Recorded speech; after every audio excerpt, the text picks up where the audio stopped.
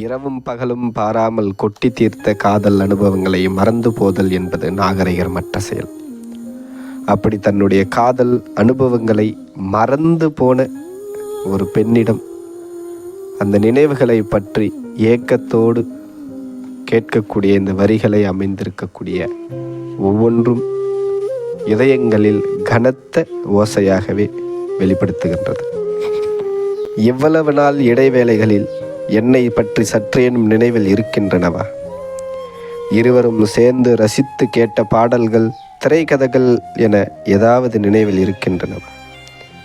இருசக்கர வாகனத்தில் சிறகு முளைக்க பறந்து திரிந்தவைகள் நினைவில் இருக்கின்றனவா? ஈரம் சொட்ட சொட்ட நீயும் நானும் அழுது தீர்த்த தருணங்கள் நினைவில் இருக்கின்றனவா?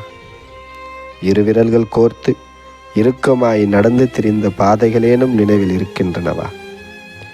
இரவல்கள் வாங்கி பேசி தீர்த்த நேரம், கைபேசியில் சிறு குறுஞ்செய்திகள், கட்டி அணைத்தபடி புகைப்படம் என ஏதாவது நினைவில் இருக்கின்றனவா?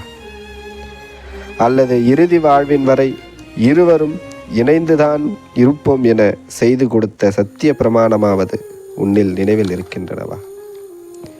எனக்காக நீயும் உனக்காக நானும் செலவிட்ட நேரங்கள் ஏனும் நினைவில் இருக்கின்றனவா?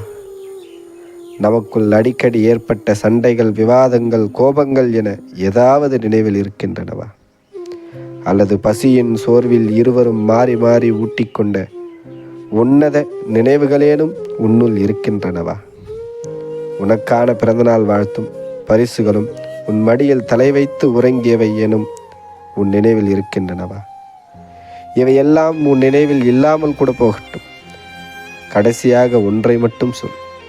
நான் யார் என்பதும் நாம் இருவரும் மனதை பகிர்ந்து காதலித்தோம் என்பதாவது உன்னில் சற்றேனும் நினைவில் இருக்கின்றனவா? எனக்குள் தோன்றும் பதில் என்பது ஒன்றுதான்.